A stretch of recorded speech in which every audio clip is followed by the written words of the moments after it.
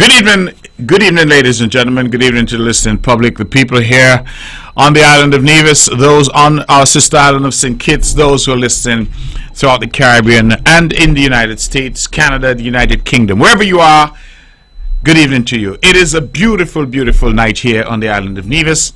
Warm, not yet too chilly, although the temperature drops quite a bit during the later evening. But we've been having some good weather, and we thank God for that. And I just want really to wish each and every person out there listening a very pleasant evening. I am here, of course. My name is Mark Brantley, and I am hosting the show this evening, which promises to be our final show for the year 2022. Last week I couldn't be here because I was preparing for the budget debates on St. Kitts, and so I would want to thank the Honorable Troy Liebert, who filled in for me in my absence. And I thought that this week I would come back and have the final show, the wrap up, if you will, and to thank all of you for being there for me and for being with the show for this period. It has been a difficult year, 2022, but we are looking forward to Christmas and to the new year and to that rebirth that always comes, that renewed energy that always comes with the new year. And so certainly look forward to that. We'll get into most and many things, but let me start the show by expressing my deep condolences to the family of Clarence Jeffers.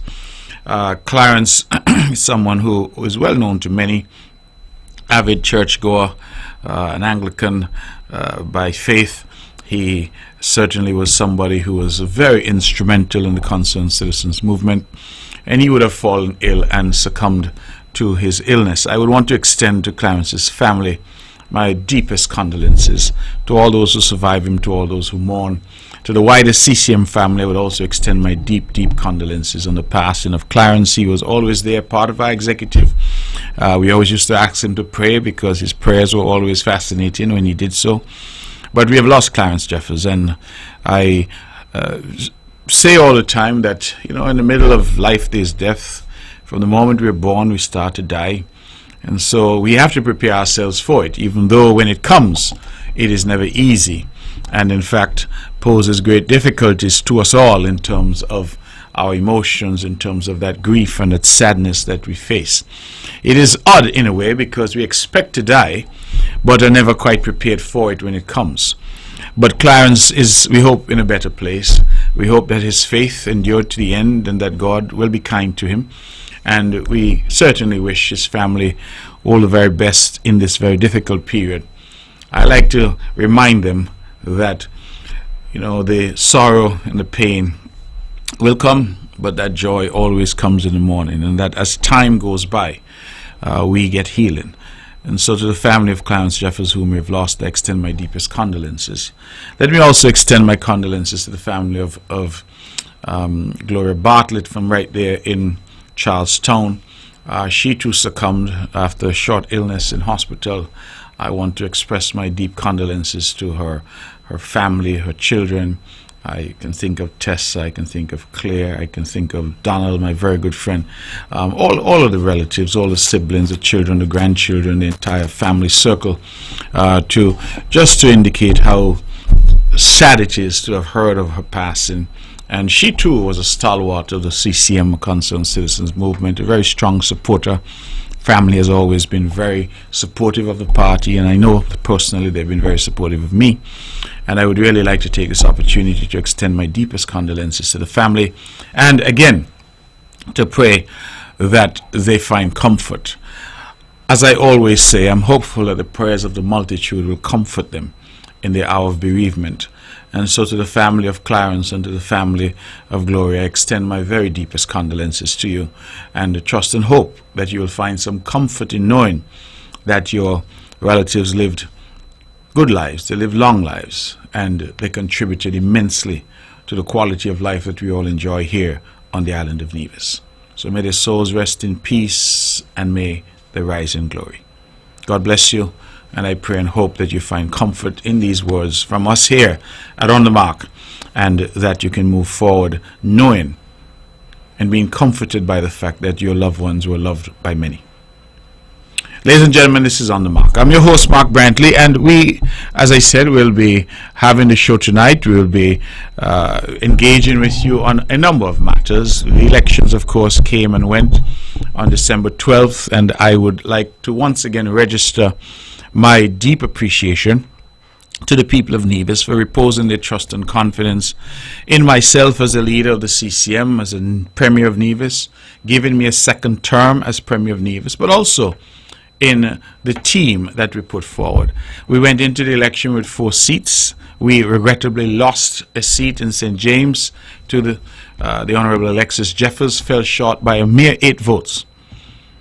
And unfortunately, we lost that seat. We thought that in this election we could actually do better than we had done in 2017. It turned out that we did not do as well, but the people still felt that it was important to have a CCM government, and so they would have gone out and they would have voted in convincing fashion. Despite the rhetoric that you hear, it really is in convincing fashion. And why do I say that? I say that for these reasons.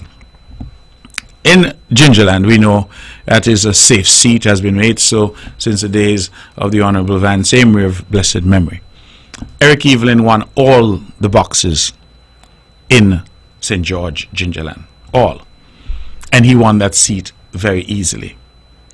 Then we come to St. Thomas's.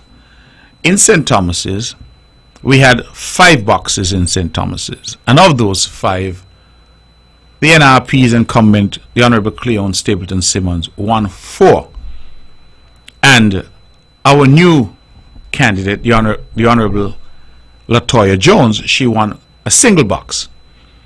But Latoya Jones created history because it's the first time in history that any candidate for the CCM has got more than 500 votes. She got 508 votes in St. Thomas's. So we think she had an incredible showing. But again, the NRP held that seat, and the Honourable Cleon Stapleton Simmons held that seat, and she won 4 of the 5 boxes there. Bear with me, you'll see where I'm going with this.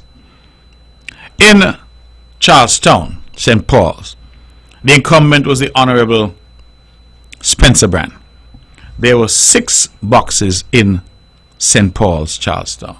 Spencer Brand won 4 of those 6 boxes and retained his seat by some 27 votes. Some say it was close, but recall that in 2017, Spencer Brand won that seat by 11 votes. So he won the seat this time around by 27 votes. But again, going to the boxes, he would have won 4 of the 6 boxes. Then we go over to St. James. And that's a very interesting story in St. James. Because in St. James, and let me just check here in terms of, because I have a visual that I have recorded in St. James, because I think the race in St. James was particularly interesting in terms of what happened there and how St. James eventually was decided. And so in St. James, we had in St. James six polling stations. And of those 6 polling stations, the CCM actually won 4 and the NRP won 2. The CCM won 4 of the 6. The NRP won 2. The NRP won Butlers and Fountain. Those are the only 2 boxes that they won. The CCM would have won the boxes in Castle. They would have won the boxes at in Bricklin. They would have won the boxes at the Franklin Brown Community Center. So, on that occasion, however, the NRP winning 2 of 6 boxes were able to prevail over the incumbent, the Honourable Alexis Jeffers, by 8 votes. A very close finish, but Dr. Daniel Hodge, emerged a winner by 8 votes. And I have already extended my congratulations to her, as I have extended to Cleon Stapleton Simmons, and indeed to all of the winners and the participants in this election. We then move, therefore, to St. John's. And so, based on what I've said thus far, the only aberration was St. James in terms of number of boxes won versus the final result. So, again, Eric Evelyn won all the boxes in Gingerland, and he won that seat. Cleon Stapleton Simmons won 4 out of 5 boxes in St. Thomas's, and she won that seat. Spencer Brand won 4 out of 6 boxes in St. Paul's, and he won that seat. In St. James, Alexis Jeffers won 4 of the 6 boxes, but lost the seat by 8 votes. Then we get to St. John's, which of course we had to wait for, as usual, for a very long time to get the count in. There were 12 boxes in St. John's. The CCM, who was represented by myself as the incumbent, won 8 of those 12 boxes. Let me say that again. There were 12 boxes in St. John's, 12 polling divisions. I won 8 of the 12. And my opponent, Dr. Patricia Bartlett, she won 4 of the 12. And I emerged the winner by some 147 votes. So I say that to say that except in St. James, the trend was quite clear. That the incumbent won the majority of boxes and won the seat. St. James was the only anomaly, because in St. James the incumbent won the majority of boxes but lost the seat by 8 votes. And so those who study politics and understand politics, and I say that because I had the I don't even know if I want to call it misfortune, but I listened to the pundits who covered the election on Vaughan Radio, and I listened to some of the commentary, and it was, at the end of the day, for me, a little unfortunate. And all that happened, I'm told, is that some of these guys received a fake text that was going around saying that I had lost. You remember that we had at that point 2-2. The NRP had secured St. Thomas's and St. James, the CCM had secured St. Paul's and St. George, and we were waiting now for St. John's to come in to decide the government. And apparently some people were told that I had lost. And I marveled at that, because those who understand the constituency of St. John's, who truly understand St. John's, would have known that all the NRP strongholds had already been called. And so, coming out of Cherry Gardens, an NRP stronghold, and being 52 votes behind, with 5 boxes left to count, you still had Ivor Walters to count, 2 boxes. You still had Marion Heights to count, 1 box, and you still had Bath to count, 2 boxes. I don't know if I need to say more, because my strongest boxes were yet to be counted. And those who have studied the St. John's constituency over the years should not have had any real concern, because the results came in just as one would expect them to come in. I ended up winning all 5 of those remaining boxes, because those boxes have always been kind to the Concerned Citizens movement. The people of Bath Village, the people of Brownhill, the people of Churchground and the surrounding areas have always been kind to the Concerned Citizens movement. And so when you see you can get past Cox, you can get past Upper St. John's, you can get past Cherry Gardens. Remember, Cherry Gardens, I like to joke and say, was built to defeat Mark Brantley.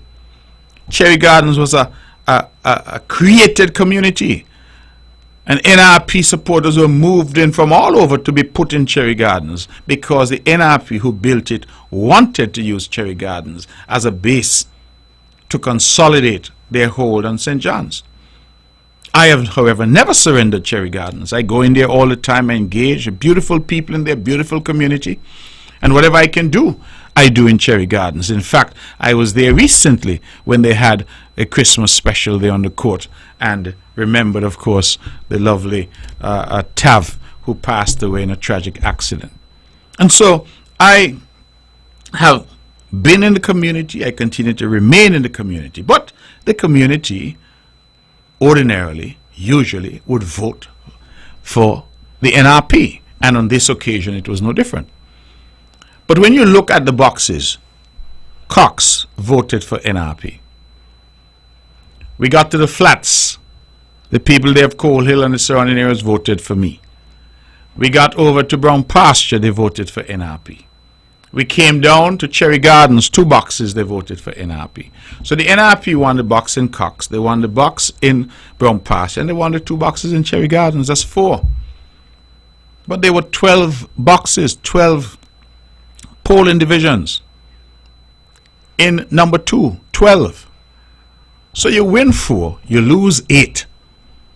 But there's this big hullabaloo about elections and close call and election irregularities. And I marveled to myself tonight.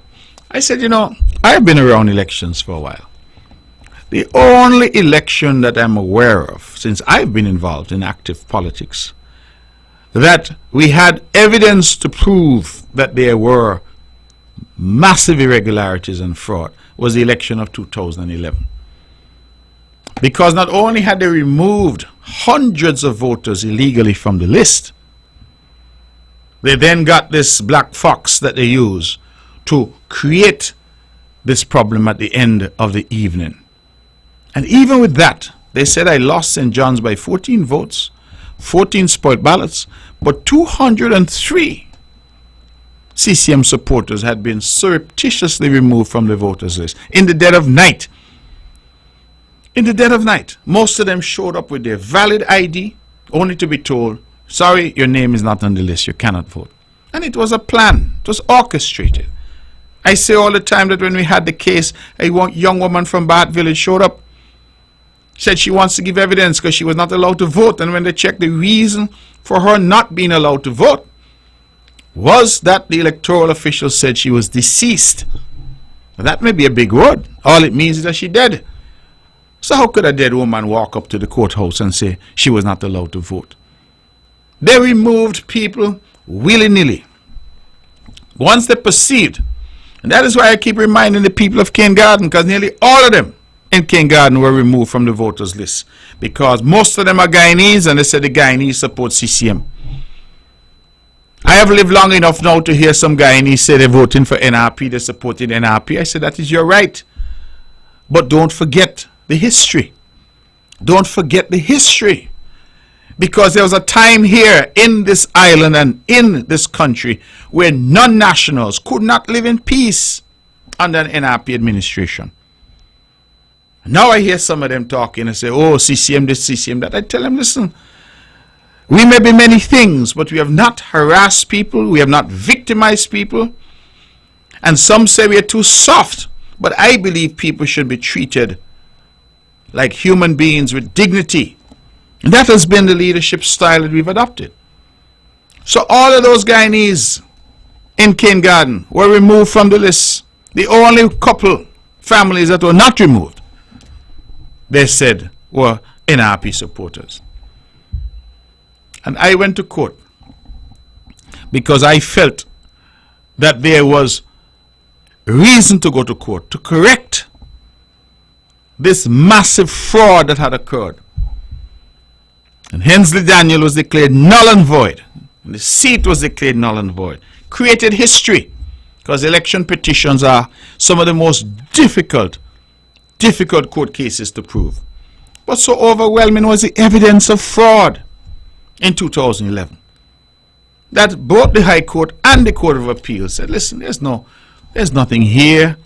We have to overturn this election. And so Hensley Daniel got the dubious distinction of being the first null and void politician in the history of St. Kitts and Nevis. Null and void.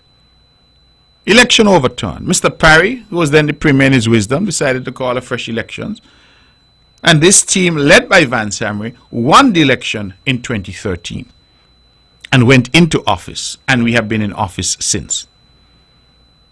So, what I find is difficult is that you're hearing all this chatter trying to sully the process, trying to cast doubt on the process. But you know what I find is instructive? You're not hearing the NRP complain about the seats that they won. The only seats they're saying that something went wrong is in the seats that they lost. And the closest seat of them all was St. James, because the CCM who had that seat lost it by 8 votes.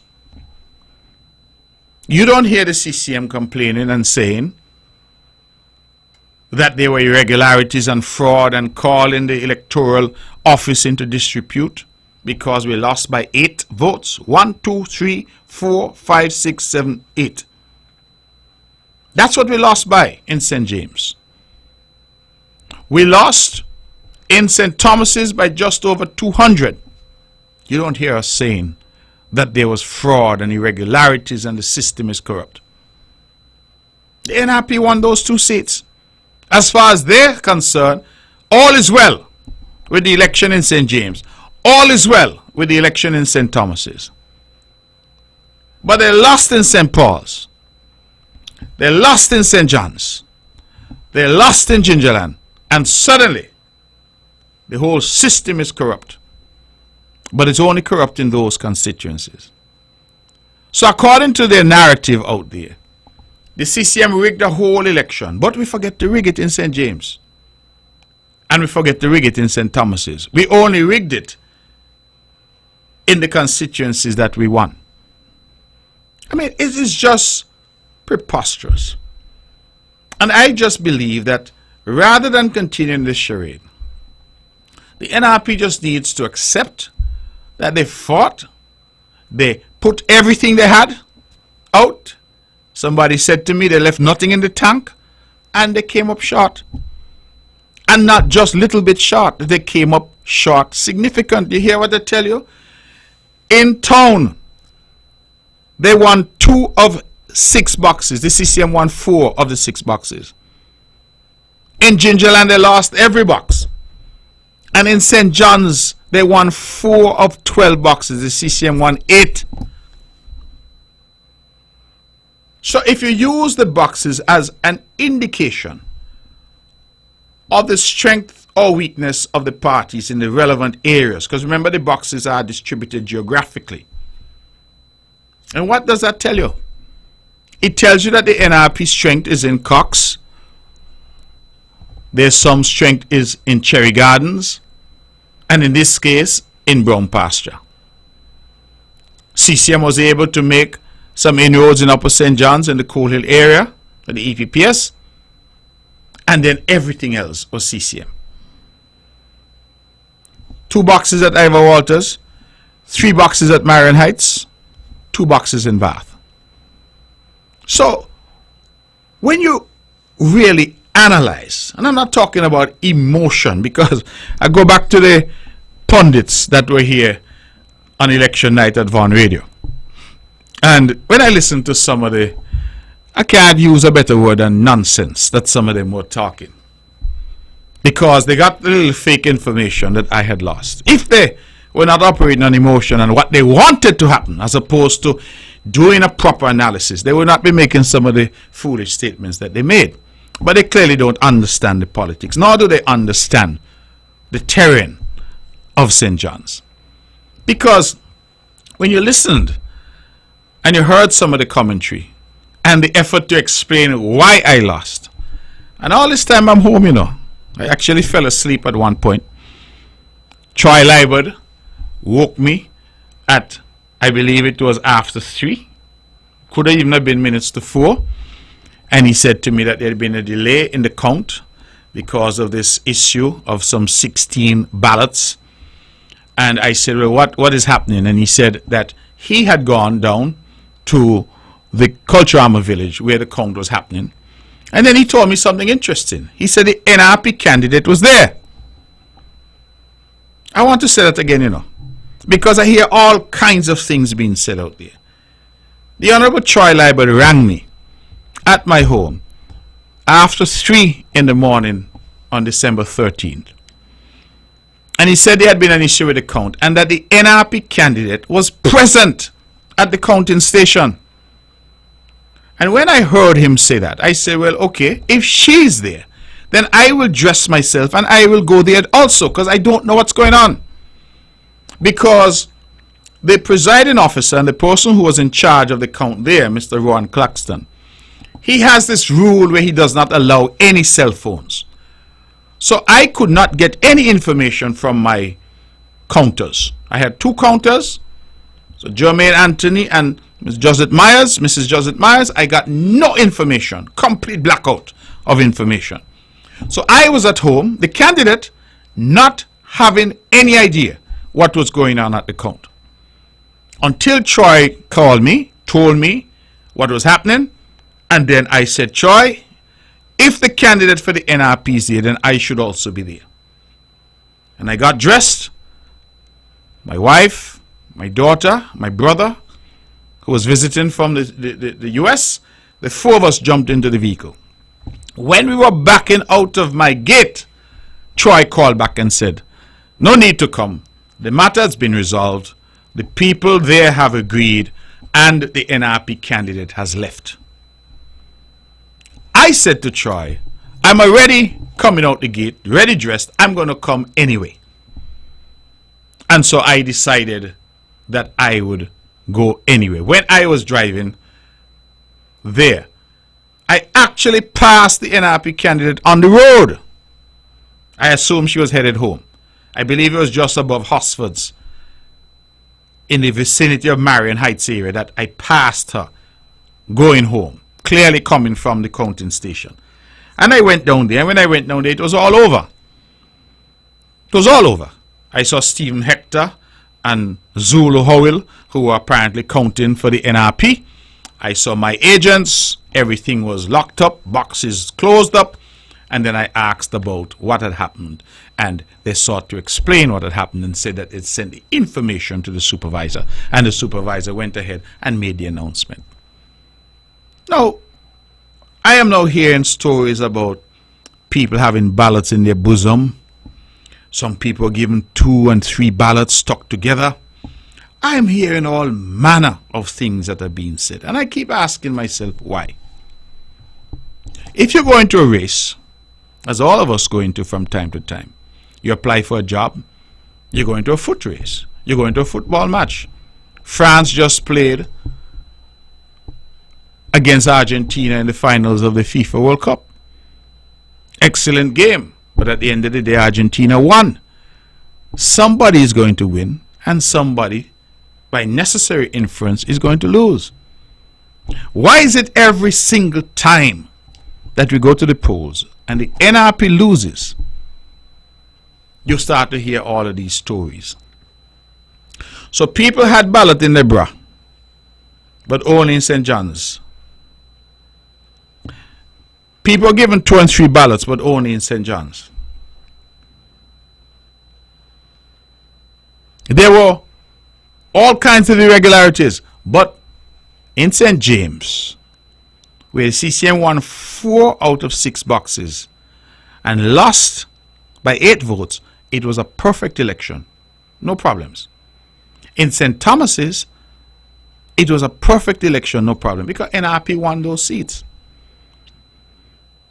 I just want the public to understand, because I think it is important that the public understands, so that when you hear some of the nonsense, you could at least be at ease in terms of your mind.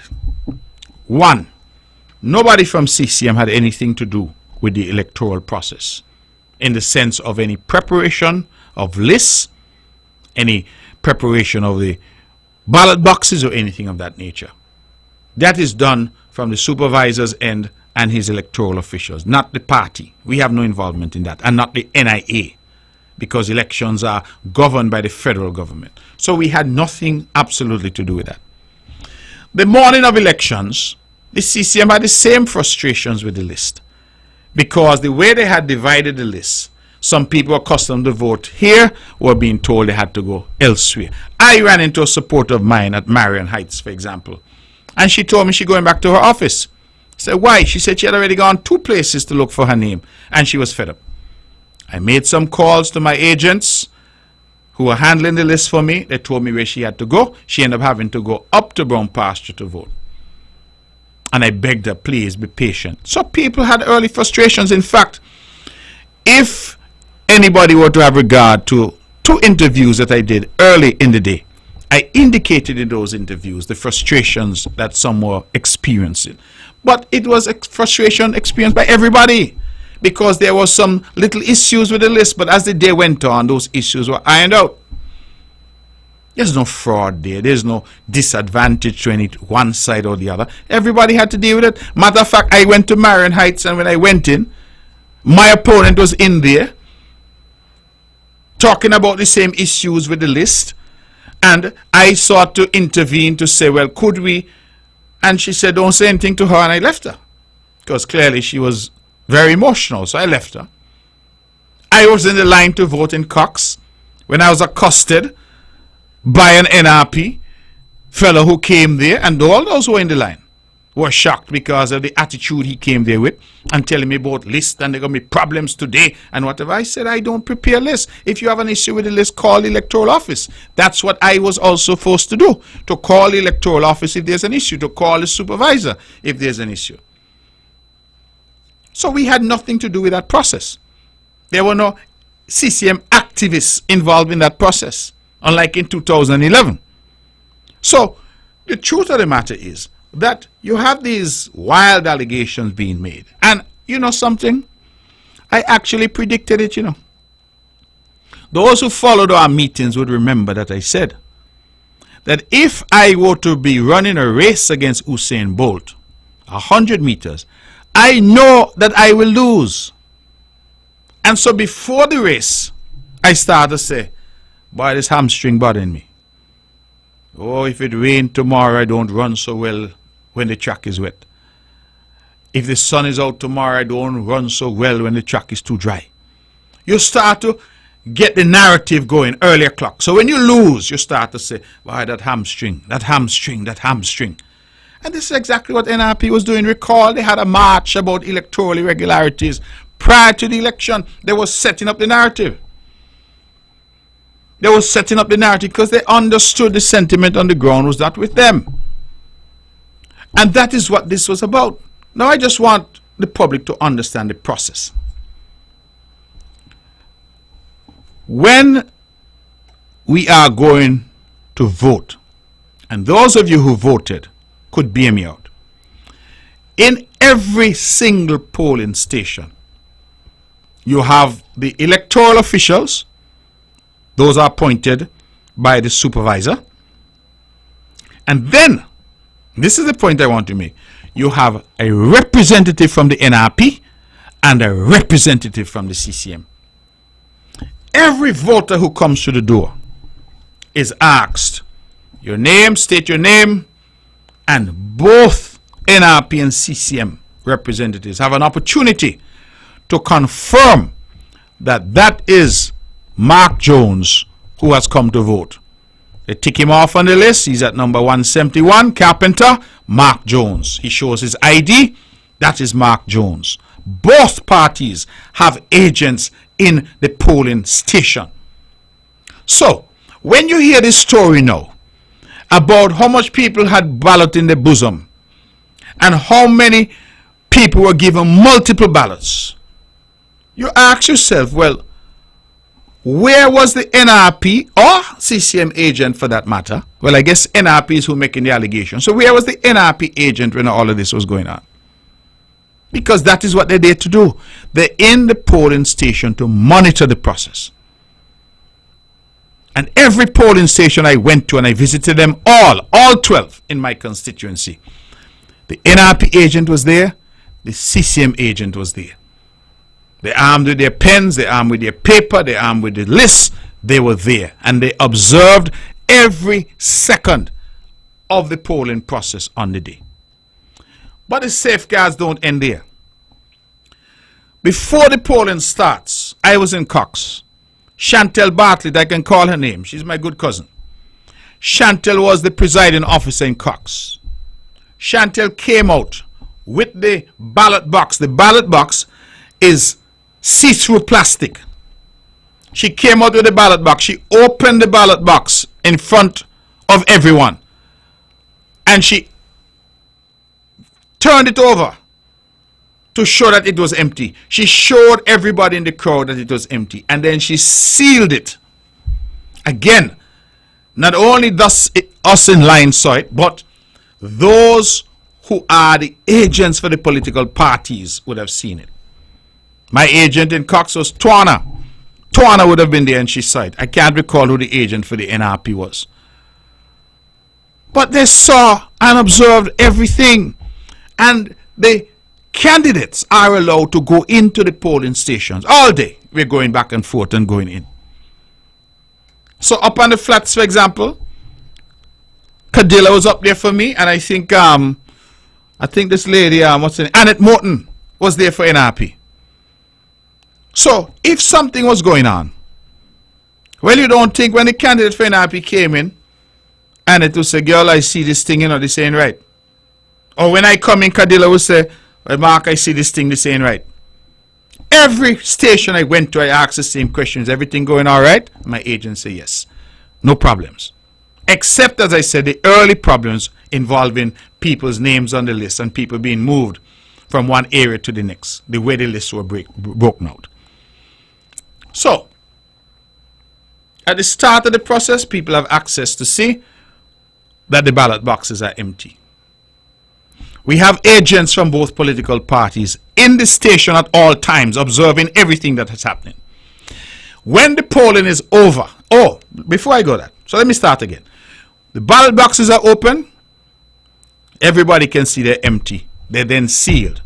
We have our agents, the political parties have their agents in every single polling station all across the island, who are there from the polls open at 7 a.m. to when the polls close at 6 p.m. Then the politicians themselves, the candidates, are allowed to go into the polling stations in their constituency and to determine if all is well. Then, those agents stay with the ballot boxes until the ballot boxes are collected to be taken to the place where they're going to be counted. In the transportation that is taking them, again, there's a representative for the NRP, there's a representative for the CCM. You had to certify who will accompany your ballot boxes, and both sides are there. You get to the counting station. In the case of St. John's, this was down at the Cultural Village.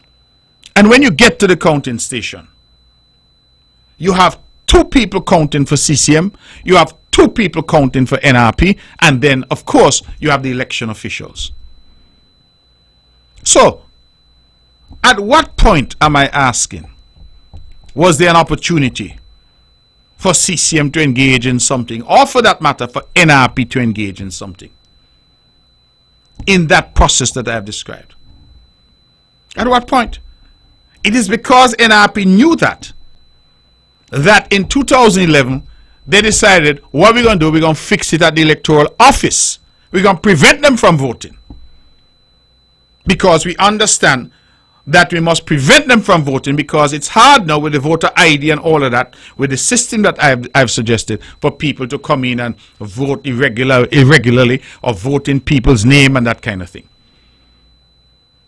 So I thought it was important to describe the process so that you could have appreciation of what happens on election day. Because most people just go and vote and leave.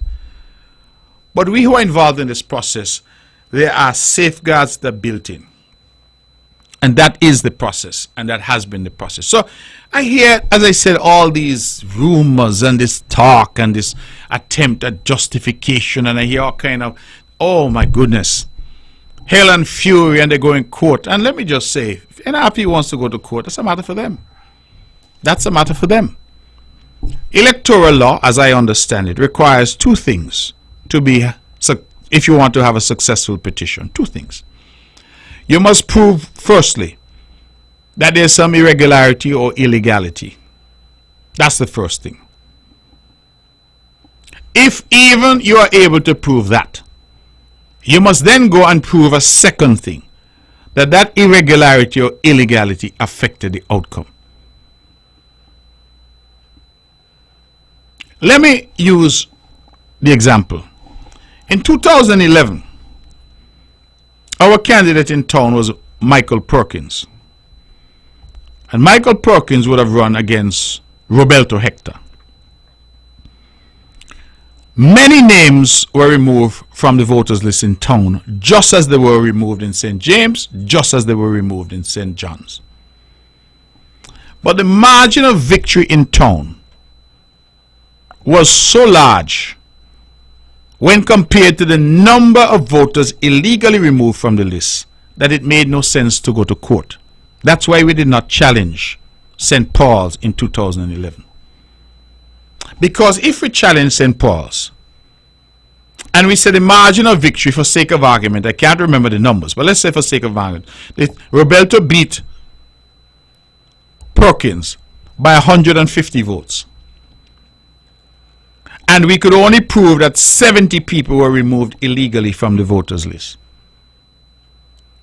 Then we're able to prove that there was illegality or irregularity, but we cannot then say it affected the outcome. And so it made no sense for us to go to court in St. Paul's.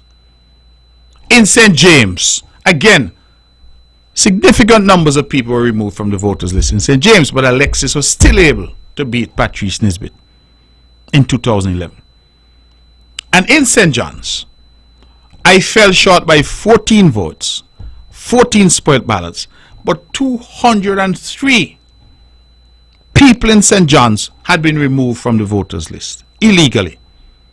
So I could show, one, that the removal of these names was illegal, and certainly because the margin was only 14, I could say, two, if these 203 people had been allowed to vote, it would have affected the outcome. And that's why I won the petition. So if the NRP wants to go to court, I welcome it, because they will have to go to court and say to the court, listen, there were irregularities or illegalities in this election. I don't know what seats they're going to challenge, but let us assume that it's my seat, St. John's. There were irregularities or illegalities in the election. I said, okay. And then they must go on to prove that those irregularities and illegalities would have affected the outcome. So I've heard a lot of hullabaloo about 16 ballots. The argument is there were 16 extra ballots in the box than the presiding officer for that constituency in that polling division had recorded. So let us say, for example, the presiding officer said that 300 votes were cast. When the counters came to count that night, they found 316 ballots in the box. I don't have the precise number, but it was a 16 ballot difference. And that is what has led to the huge chatter and hullabaloo and fraud and all kind of things. Now, I believe I know what the explanation is, but that will be a matter for the court. We'll leave that for now. But that is why I said, when we had a victory rally, that based on all that I've been able to gather, my opponent would have lost by 147 votes. So, legally, you see where I'm going with this. There was, based on what I have discovered, no illegality or irregularity. The 16 additional ballots, there was an error that resulted in that notation of the number of votes and the actual votes being different by 16.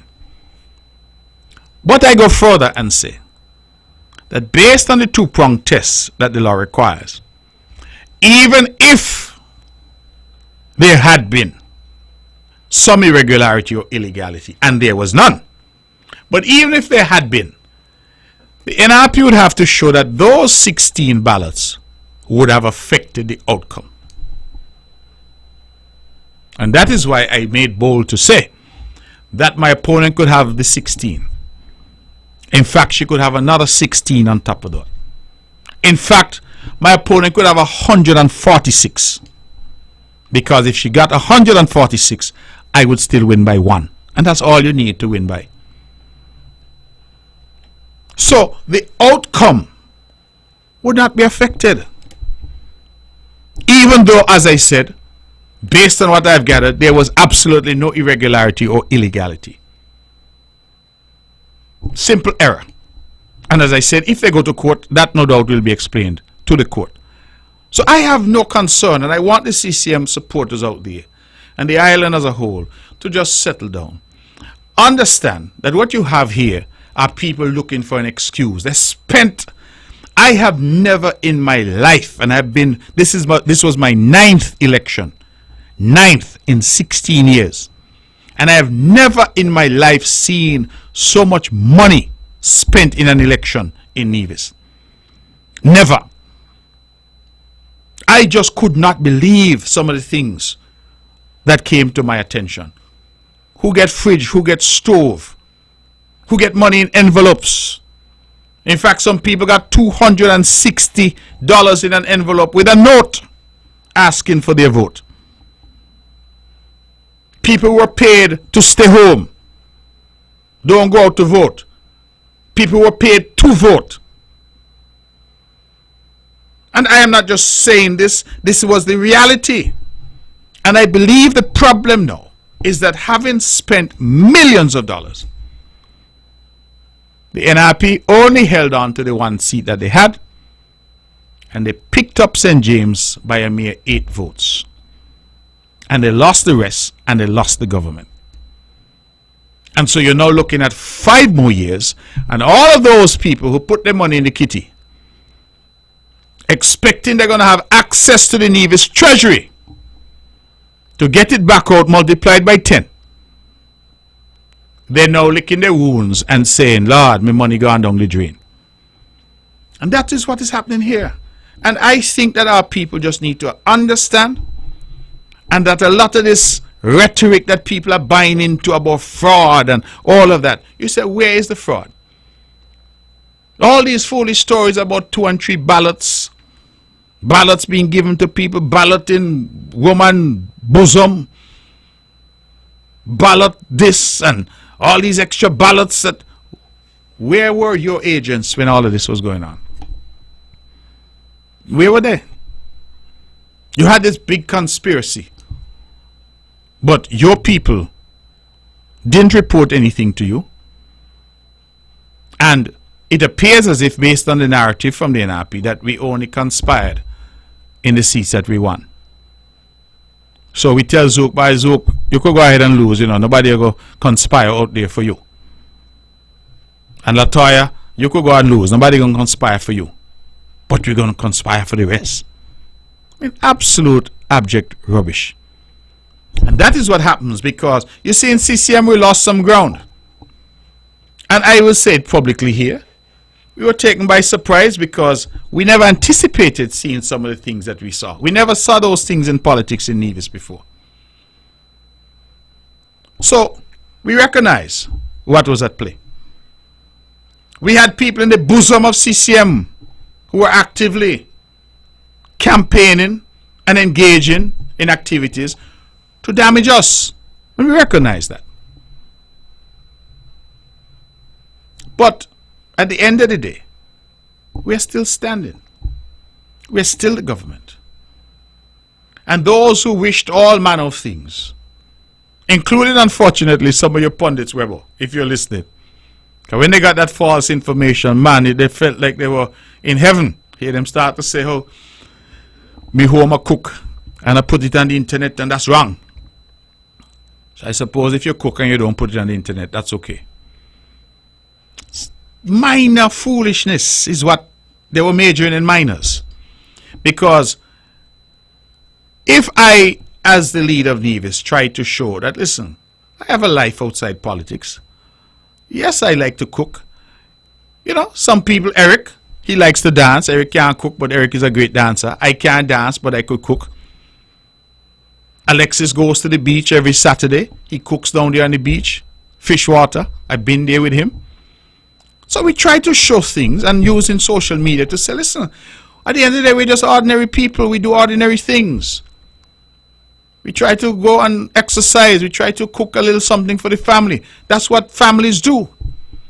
All of a sudden, Mark does it and, oh, he's boastful and he's this and he's that. Because I don't know. I put up that I'm eating crackers and sardine tonight. What is boastful about that?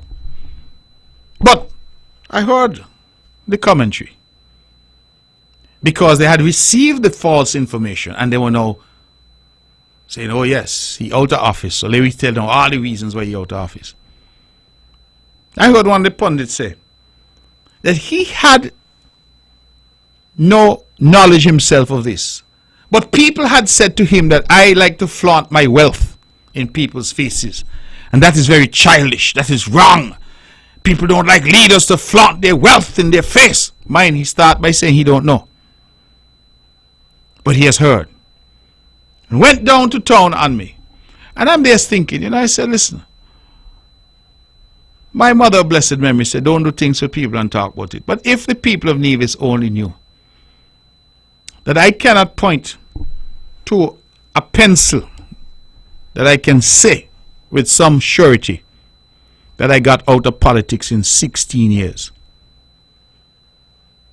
Because every cent that I've earned as a salary from politics goes back into my community.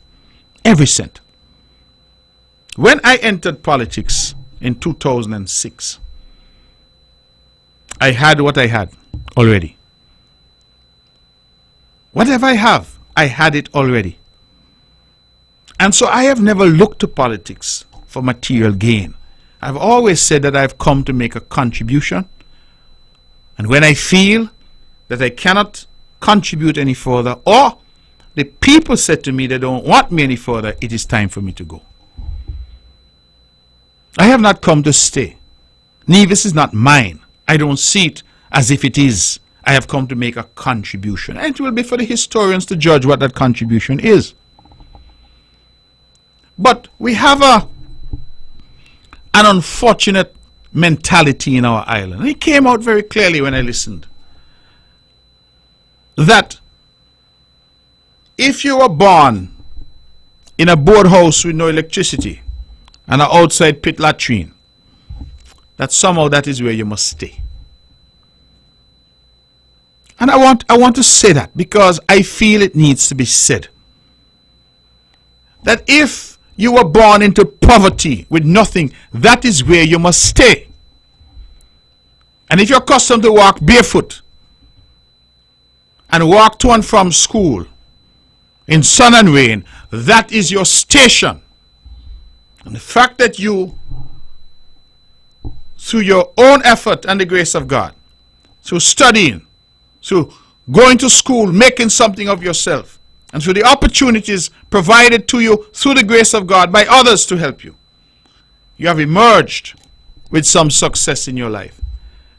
And you decide you're going to buy a little car. Because growing up you had to walk. You didn't have money to pay bus.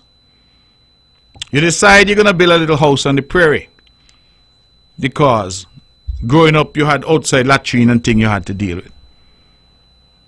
All of a sudden, it seems ingrained in some that you're boasting. You're arrogant. And to use the language of the pundit, you're flaunting your wealth. What is flaunting wealth? What is that? What is that? And this is the thing that bothers me sometimes about those of us who are really the ones charged with shaping public opinion. With having the kind of dialogue and debate and discussion with our public that people can appreciate. We must make each other better. And I just want to say to our young people out there, listen, aspire to whatever you want to be. Buy whatever you want to buy once you can afford it.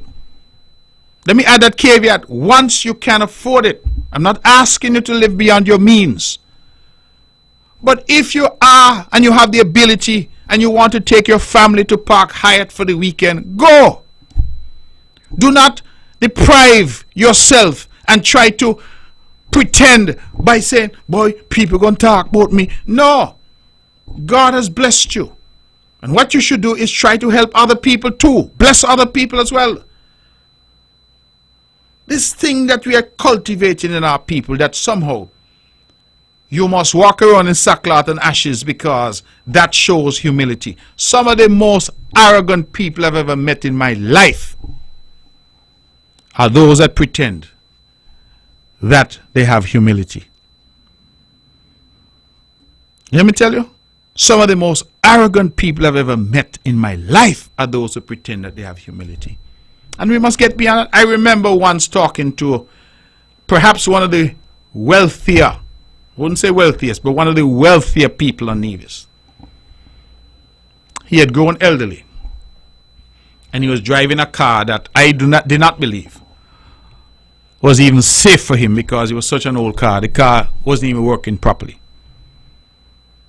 And I remember saying to him, here's this vehicle. Buy the vehicle. Make yourself comfortable. And you know what he said to me? The boy, Nevis people going to say me got money. And I said to him, but Nevis people know you have money. And he laughed. He never bought the car.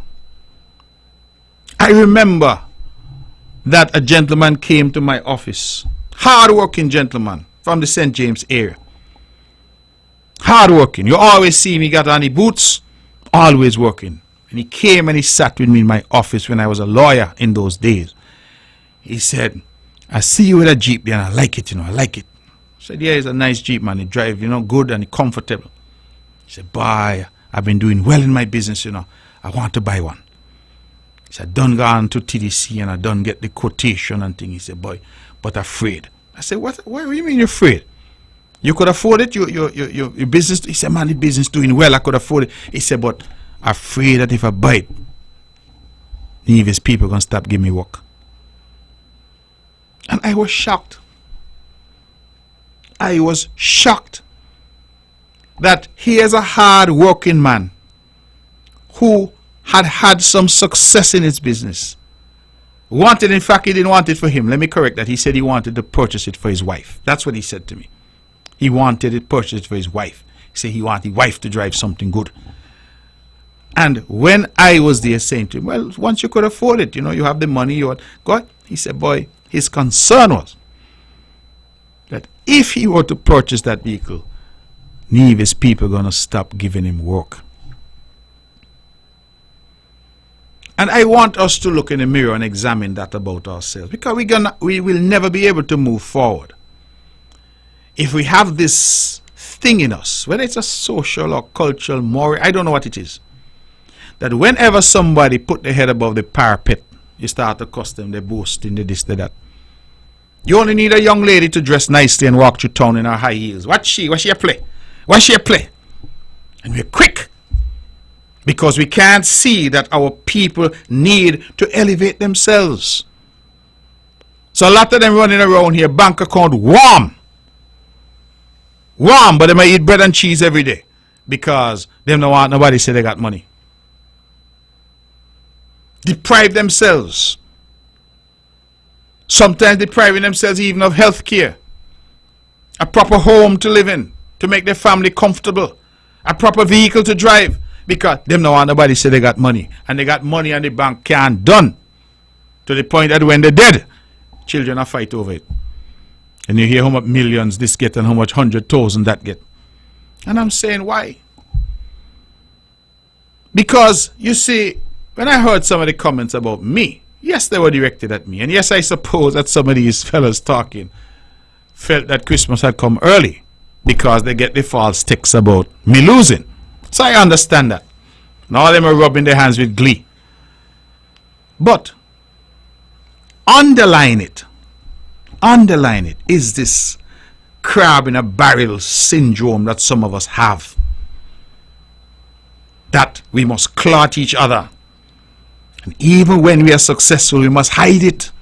Because, boy, nobody said this and nobody said that. They're going to stop giving me the work. Or they're going to say me this, they're going to say me rich. Everywhere else in the world, people are encouraged to excel. People are encouraged to do well. People are encouraged to advance beyond where they were born. I don't want my children to have the same upbringing that I had. I come out of poverty. Why would I want that for my children? I want to work hard so that they could have a better life. And I'm hopeful that everybody has that same ambition.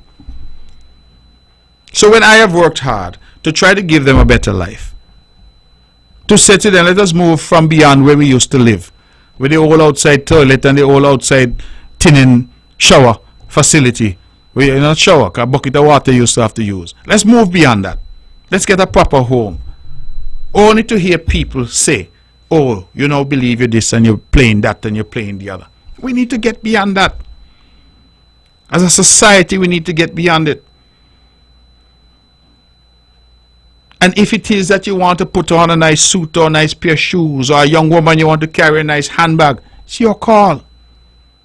I keep saying, once you can afford it, once you have the capacity to do it, why should you keep telling yourself, I'm not going to go out and eat. I would love to go to Four Seasons with my family to have dinner, but I'm not going to do it because people are going to talk. I remember some years ago when I was a lawyer, took my family to Four Seasons. My children used to enjoy the pizza down there. So once in a while we have a treat. And somebody who worked down there accosted me and said, you're boasting, you're always down at Four Seasons, I eat. And I said, but I don't understand. Because I come to Four Seasons to eat, you have a job. That's where you work. You should encourage more people to come to Four Seasons and have a meal once in a while. But instead of that, here you are, accosting me and cussing me to say that I'm down there eating. Well, down there not make for us. It's too good for us. I mean, what are we really saying? And what is the message that we are saying? So, even I was talking about elections, I'm using this because I like to, make a bigger point. And that is what I'm seeking to do, make a bigger point here. We must allow our people the space to grow, to develop, to move beyond the circumstances of their birth. If you're going to say to young people, go to school, work hard, say to young entrepreneurs, invest, grow your business. Then when they do that and they buy a nicer vehicle to transport their family, or they build a home, or they move up in Jones Estate or wherever it is that real estate is expensive, we then start to condemn them or watch them. I told people I'm going to say it till the day that I die. But one day I went to my letterbox in town and I found a letter. Can't remember now the number of pages. I think it was about 6 pages. Typewritten, addressed to Mark Brantley. And I remember opening it right in the little alcove there and reading. And whoever took the time to type that letter knew me well. Because they took me back to me being born in Scarborough, in a little wooden hut on 4 stone, and the pit latrine was up a track, and all of this they said to me in the letter. They traced my move to Brownhill, how I used to take care of sheep and goat and ride donkey.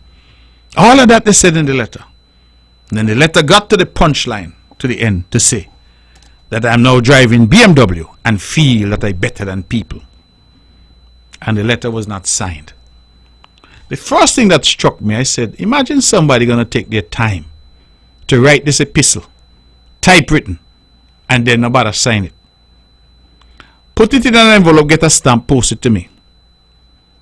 And then, all that the letter was really saying is that certainly I knew you as a boy, I knew where you're from, and you should have stayed there. That's really what he was saying.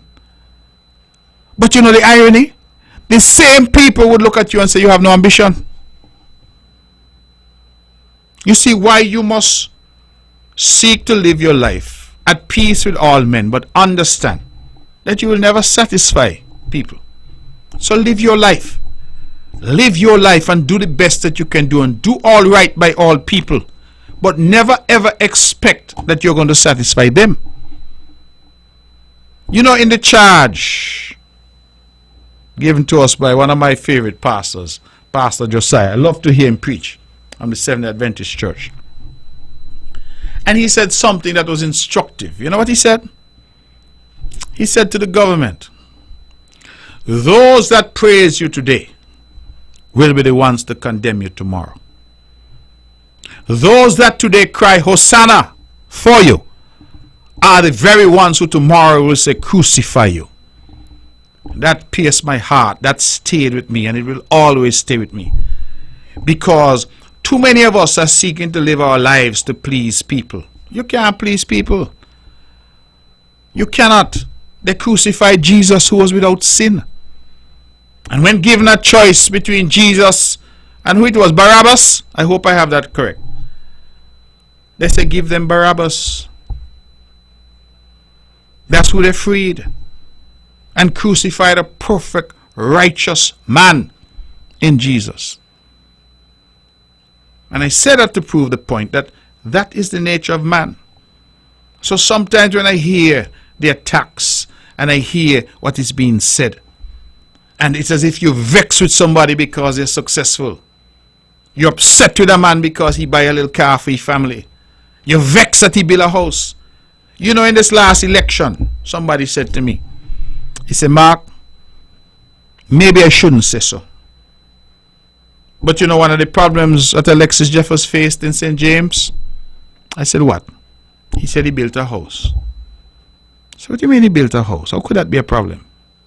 He said, yes, you remember they went up the NRP and take photos of the man's house, video of the man's house, put it all over the internet, because they are seeking to tap into that sentiment held by some that Alexis come from goat hole, and so to build a little house on the prairie to make himself happy in the later years of his life, that something is wrong with that. Because a goat hole he from, a goat hole he must stay. And there is this sentiment, and I want to condemn it. I want to condemn it. So to that pundit, he knows who he is, who talk about I flaunting wealth, me never thief from nobody yet. I work hard for whatever I have, and I have never got anything out of politics that I can point to. Whatever I have, through the grace of God, I got before politics. So there's no need for me to flaunt anything in front of anybody. I am living my life, and I suggest that you try to live yours, as I, of course, recommend everybody else try to live theirs. And I'm speaking in this way because these things bother me. How we like to attack people. We like to go after people. And why are we going after them for? If you have children, don't you want your children to be successful? Don't you want them to have a better life than you did? If you used to have one meal a day because that's all you could afford. I tired tell the story about the one tin of Vienna sausage. Seven Vienna sausage, but 5 of us need to eat. And everybody get one. And then we fight over the last 2.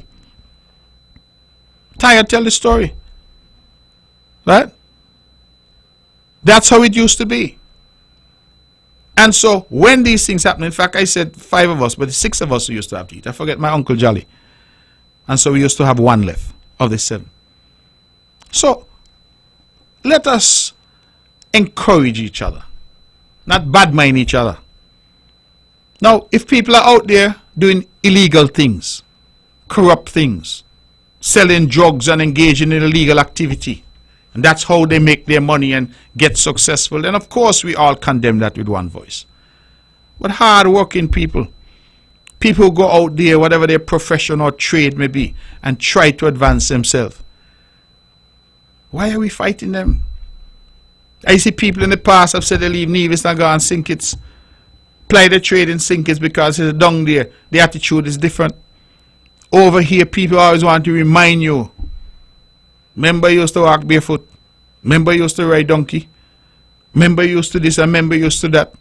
Rather than seeing value in your journey, that notwithstanding what you used to do, you have advanced yourself and bettered yourself that you now can do better. And isn't that the Nivision dream? Isn't that the Nivision dream? That is what we are all seeking to do. So why condemn your brother or your sister when they do it, when you yourself go out every day to work to try to achieve the same thing? So, with all the chat and all the rhetoric, ladies and gentlemen, Christmas is coming, yeah?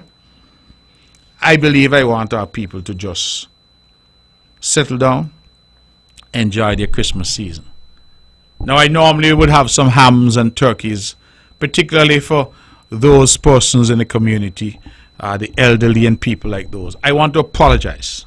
I'm doing so publicly because some have already reached out to me. I simply, with the rigors of the election and dealing with that, I did not get the opportunity to do what I would normally do, which is to order. And so I am asking you to forgive me that this year I won't be able to come with the usual that I often have done. And not often, I've always have done. But this year, really and truly, I simply did not have the time. We had to do this election. We had 2 in 1 year, and this election really had me preoccupied. So I apologize. And I will find a way to make it up, certainly, to the good people of St. John's who have always been there with me. But I'm asking for your forgiveness on this occasion. It is 12 minutes past 9. I forgot that this was a talk show, how much I'm talking I forgot there's a call-in show, how much I'm talking. So we'll open the lines. If there are those out there who want to make a comment, or those who want perhaps to share Christmas greetings with their friends and loved ones, I want to end my lengthy soliloquy by thanking, of course, all of our people who came home to vote. Many came home to vote for the CCM. Many came home to vote for the NRP. I thank them all for coming and continuing to show their interest and their love for this island of Nevis. That is very important. Wherever we are, we remain Nevisians, connected in love with this space that is ours, that God has given to us. And I believe that we should never lose sight of that.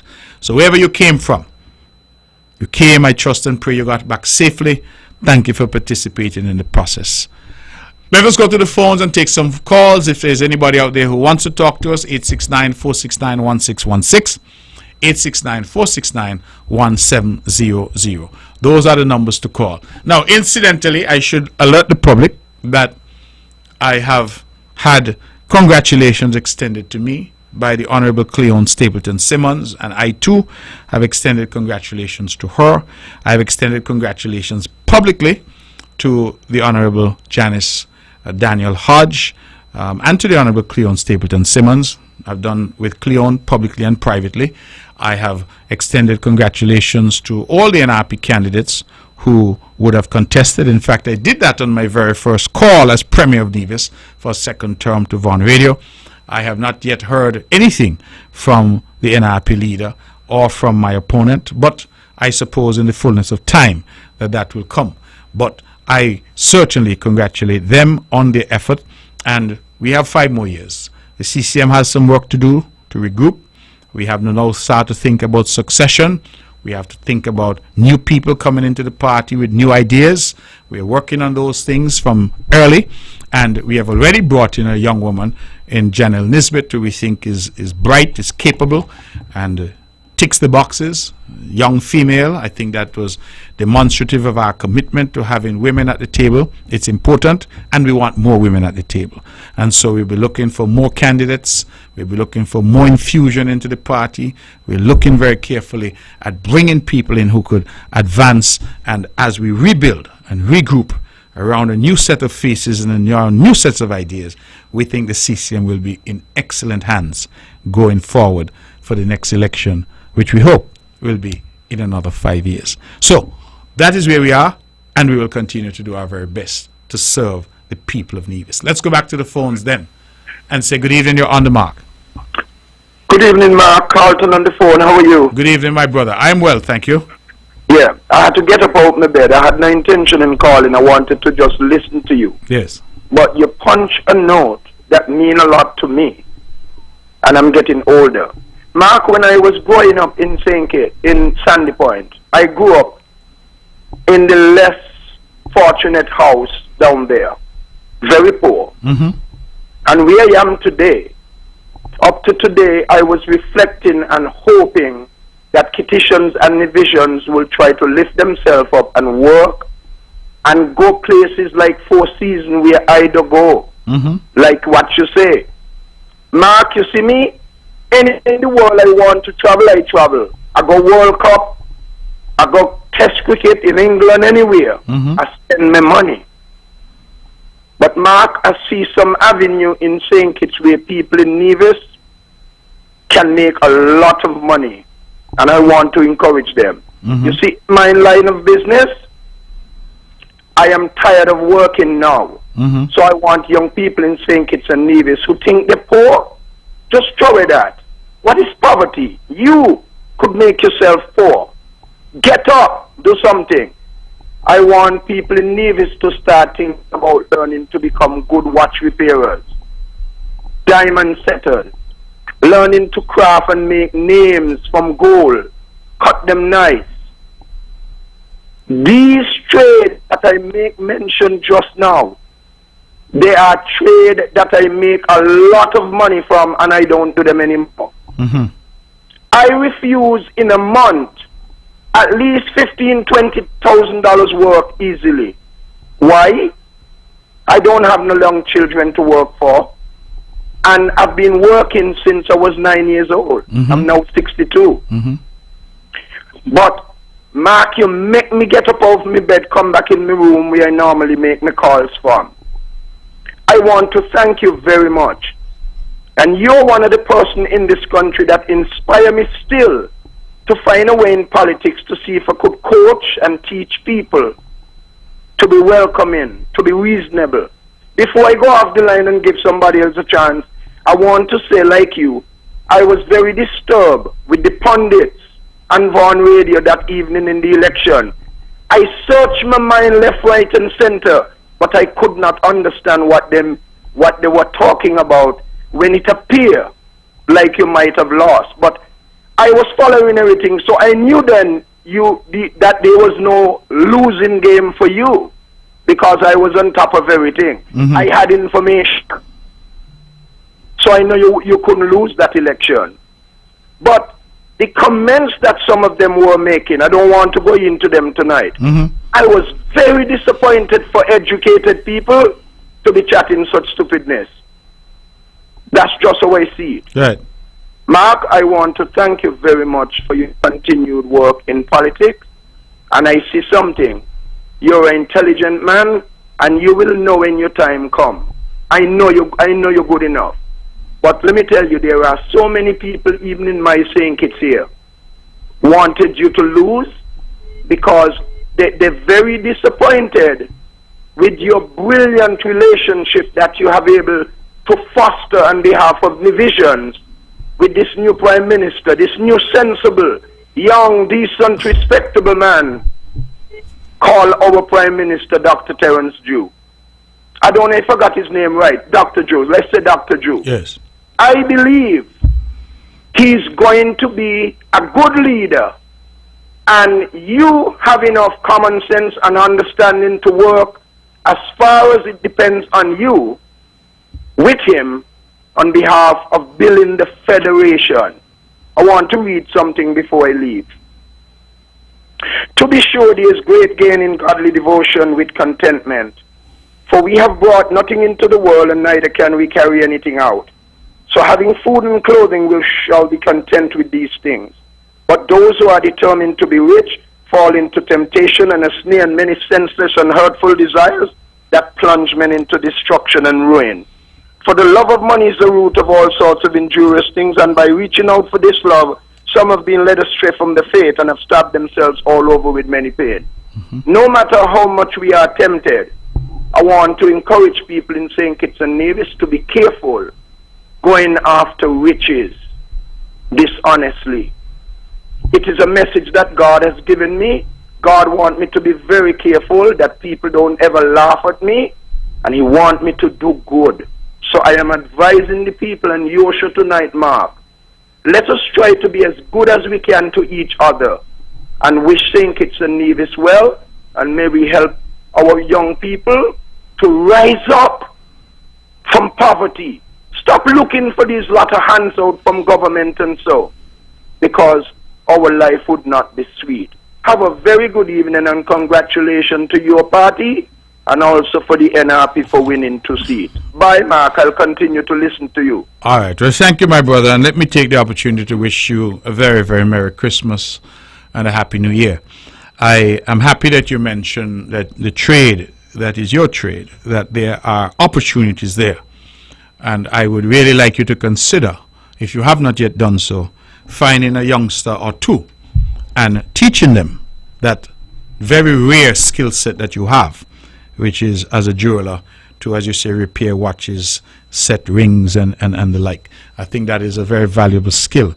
And a lot of our young people who sometimes say that there's nothing for them to do, I think that they need to sometimes to consider trades such as these, which can, as you have put it, earn something for you. But I like the fact that you said that you have come from humble beginnings, as all of us have, but that through the grace of God you are where you are, and that if you decide you want to take in a World Cup or you want to do what, you do it, because you are in a position now where you can. And I think that, you know how many of our people, my brother, work all their life, got some fat bank account, and refuse to eat a good meal?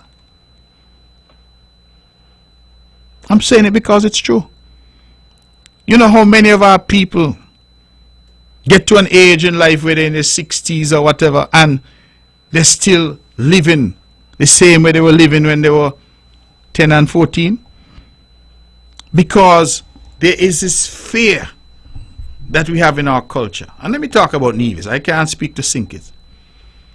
And the minute you put your head above the parapet, once you're in the crowd and you're keeping your head down, but the minute you raise up your head, they want to chop it off. I saw in the last election a young woman from Brownhill. I'm not going to call her name, but a young woman from Brownhill who went away and studied, came back home, started a little business. Something new and innovative. And she decided to expand her little business. And my opponent, Kosa, went after her. She not thief, she not sell drugs, she not do nothing illicit or illegal. She trying to expand a small business. And what message is that sending?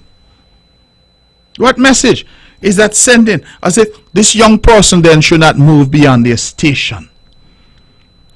They are at a spot and that's where they should remain. Because if they were to try to do something more, then watch them boasting. What they want all of that for? Huh? That is the attitude. So you find a lot of people here doing things and they, I don't call me name and I want to bite, but I beg you not say nothing because me no want people say. And I'm saying we need to get past that. If you are living a legitimate life, you're involved in a legitimate business, you're earning your money legitimately, you don't have to be ashamed about what God has blessed you with. I'm not suggesting you lord it over anybody or hold it over anybody. In fact, I'm suggesting you use it to help others. And that young lady that I'm thinking about, as far as I know, she employed people. So here's a young business person trying to do something, employing people, paying taxes, paying social security, paying rent, paying NEVLEC, paying water. And the response is to criticize her because she's trying to do something to expand. And that is the thing that I'm getting at. We will never be able to advance. And that is why sometimes, and I'm going to say it tonight, it might be controversial, but I'm going to say it. Sometimes people who are not from Nevis come to Nevis and end up doing better in Nevis. Because it's like almost as if you're saying, well, they're not from here, so if they build a big house, that's okay. And I'm wondering, when did our society become like that? When? It's almost as if you're saying it's all right for somebody else to rise up in our island, but it's not all right for our own people. Because the minute you rise up, you get a 6-page typewritten letter like I received to tell me, remember you used to take care of sheep and goat and ride donkey. Now you drive BMW and believe you're a big shot. Because there is something that we need to bring down each other. We can't say, boy, I've seen your life and I've seen the path that you've walked and I'm inspired by it. And I tell my son and daughter, listen, I remember when he used to walk barefoot with a gallon pan of water, going up market shop to get water, to come back down to Scarborough to bathe, to walk back up again, to go to chapel school, and to walk back down in the afternoon. I remember he used to go down there, go down in Mr. Brown land, to try and pick mango, to get something to eat. When he used to go over Henley, to pick guava, to get something to eat. When he moved to Brownhill, he went up the gut by Howell, and pick Howell guava and go in the gut and pick locust, some call it stinking toe, to get something to eat. And to see where he has arrived now, I believe that's a good story. No. Crucify. Say, oh, watch he believe in this and he believe in that. And I'm saying we need to stop it. We need to encourage our people to be successful. And some young people come back here as lawyers. Man, I love to see them. Some young men, when they put on their suit, they're sharp like tack. You think they're walking off the cover of GQ magazine. I love it. Encourage our people, them young women who going around. Beautiful suit and the heels and everything immaculate about them. I love it. And that is what we need to encourage our people. Be the best that you can be. If you're a carpenter, look for the best. If you're a mason, look to be the best. If you're a jeweler like Mr. DuPont, be the best. Lawyer, whoever, step out, chest out, head high. You're in a vision. Be proud. There's a difference between being proud and being arrogant. Some people don't know the difference. There's a difference between being confident and being arrogant. Some people don't know the difference. When I met my wife many years ago, and I stepped to her, I mean, I step like me, little boy who don't know. I'm stepping like I own the world, even though I had nothing. So I stepped to her and I said, I've been watching you and I think you're beautiful. And she said, oh, you're kind of a little arrogant, I said, no, baby, it's confidence. Yeah, that's how you got to do. You got to be confident in life and step out and stop this. Listen, I get a joke. Don't know if it's true or not, but I'm going to say it because I take it as a joke. Jokes don't need to be true. They say a Jamaican man and a Nevis man went to look a job in New York. Okay? Both of them go to the construction site to look the job. The foreman come down and he said, what are you doing here? The Nevis man says, sir, we're trying to find a job. The Jamaican man say, yeah man, me try to find a little work, So the foreman now say, the only job he has is as a crane driver. Turn to the Nevis man said, boss, me sorry, me don't know how to drive a crane. He said, well, me can't help you then. Turn to the Jamaican man said, crane? Bossy, me drive crane all my life, man. And that me do back a Jamaican and crane, man, me be the best crane man in Jamaica. The man tell him, okay, you hired. The Nevis man walk and gone off now. No get no work. The Jamaican man now turn to another fella there and say, boss, I beg you, show me a thing now. How you start the crane? Show me a thing quick. And the man said, I thought you just say you're a boss and you drive crane. He said, yeah, but me want the job. I say that as a joke just to say the need for you to be confident sometimes. The need for you to go out there. There's a world out there that belongs to us, all of us. But this thing that we have in us, about, oh, you must stay in the back of the class and not say nothing and not talk up and not sit down in the front. You know something I see in Nevis, I comment on it all the time. You go to any event in Nevis, any event, any town hall meeting, you name it, and you got 60 chairs put down there. All the people come in, sit down in the back. All. Them who come early, sit down in the back. I have been and seen people come up to the front, take up a chair from the front and carry it down in the back to go sit down. Chairs will be available in the front and people stand up in the back. We have this thing ingrained in us that if you step up, that something is wrong, that you're doing something wrong, and we need to break the back of it. Let our young people step up and step out. That's what we need to do. Nobody's better than us, and we are not better than anybody, but we're as good as any.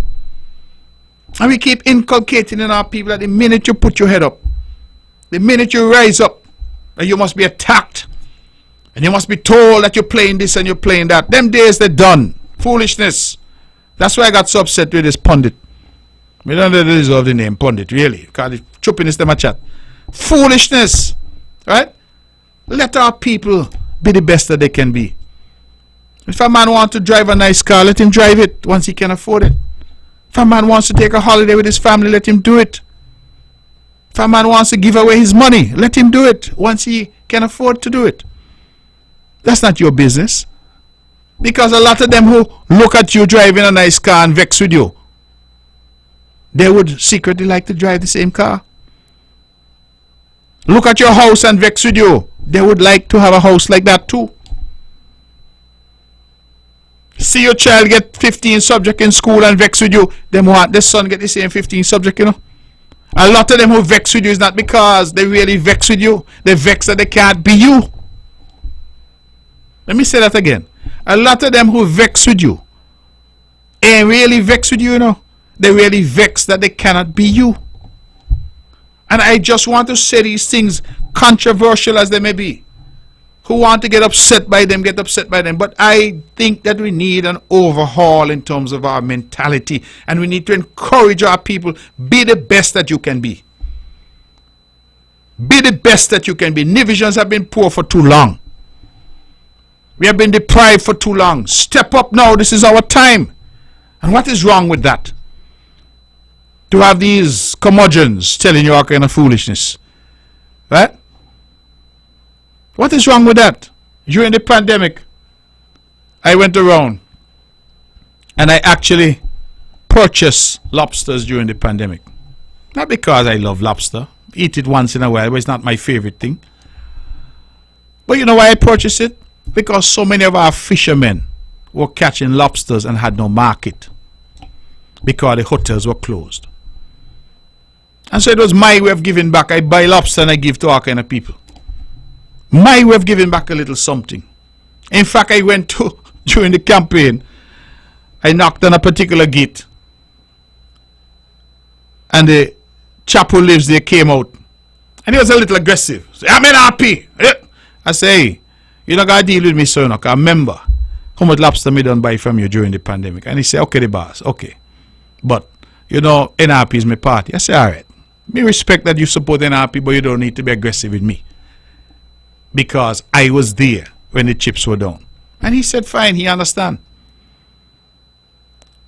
So I think now, and I'm always promoting. I go in Bath. I get 2 fish there. I go and I promote. Get your fish from so-and-so. I go and get 2 Wilkes. Get your Wilkes from my partner, Tesson. Right? That is how I go around. I am constantly seeking to lift up the people around me. That's how I live my life. And people vex with you.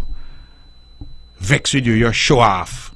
But if I go and I buy some Wilkes from a local fisherman, and I go home and I cook the Wilkes, and I say, oh, I just got some Wilkes, fresh Wilkes from my partner Tesson. Check him out. What's the showing off in that? What's the showing off in that? It just shows that we are humans, that we are living our lives just like everybody else. You get up, you put on your pants 1 foot at a time like everybody else. But we have these people out there who are constantly seeking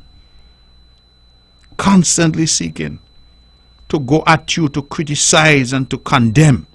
And they're sending a message to our people that, listen, certain things are too good for you. Certain things are beyond you. And I am here to say, nothing is beyond you. Work hard. Strive for what you want. Inculcate a discipline of hard work in your children. And let us as a society move beyond this notion that certain things are too good for us. You want to build a house, build your house. You want to buy a car, buy your car. Once you are able to do it, and you're doing it the right way, let nobody make you ashamed of your success, Nevis. Let nobody make you ashamed of your success. Because if you've worked hard and God in His wisdom has blessed you, why should you be ashamed of what God has blessed you with? So I'm not even getting involved in that. I'm just making that point clear. And to say that those who take to the airwaves sometimes to talk and say they're bright, they should really consider what they're saying and the message that they're sending to our people. I heard one of them, when he thought that I had lost, say that I was the most loved and now I'm the most hated. I said, my God. My God. But look at where God came in. Can you see them never know what the results were now?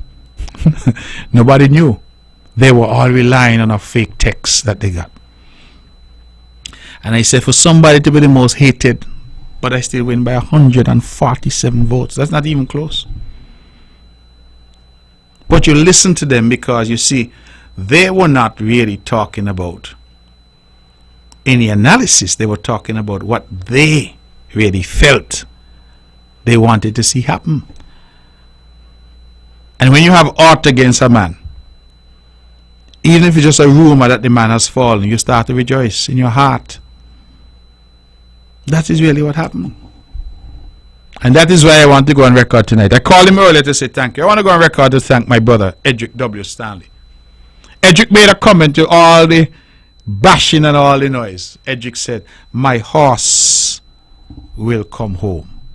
My horse will come through. And I said, Edric, thank you for the confidence, brother. You're the only one who understands the politics. Only one. The rest was just hot ear, cowboys and clowns. Edric understands the politics, because if you understand the politics, you would understand what was happening on the ground. Ladies and gentlemen, I'm your host, Mark Brantley. We've been talking politics, but it's Christmas time as well. And so I really want to wish everybody a happy Christmas. We have about 25 minutes still left in the show. So we're asking for your calls, for those who are minded to call. You've had me talking now all night. I've only had one caller. I have another one. Let me try this one then. Good evening, caller. You're on the mark. Hello. Good evening, my premier. Good evening to you. I'm down with the flu, but I'm calling to say congratulations to my CCM party. We have the government. I don't know what they're balling for. They want enough battle, no? They got to wait 5 more years. Because we ain't no more election, you know.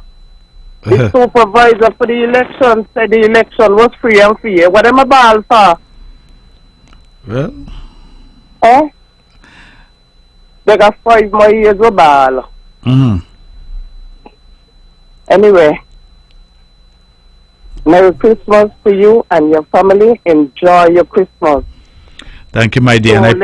Don't let them rob your joy. Let us say what they want. Jesus love you. You don't have to study with them. Well, I want to thank you and pray you have a speedy recovery, and have a wonderful Christmas when it comes yourself. And I think your message is a good one, that we need sometimes to, as I say, ignore the noise and focus on what it is we are doing. Absolutely. Absolutely. All right? Take good care. Yeah, we love you. All right. And I love you too. God bless you. All right. We have about 22 minutes or so left. We're taking your calls. 869-469-1616. Let's go back to the phones. Good evening. You're on the mark. Yes, good evening to you, Mr. Brantley. Good evening to you, brother. Yes, and I want to say congratulations to you, man. Thank you very, very much. Thank you. In spite of all the hullabaloo. Yes. Don't worry them, because I hear another story that how you treat the election. I don't know how you could treat the election when you was not the man who counting the votes and doing such like. So I try to figure what is wrong with our people. They can't take a beat. They'll keep losing, and then they're going to continue to lose, because the people of Nevis is not foolish as they suppose.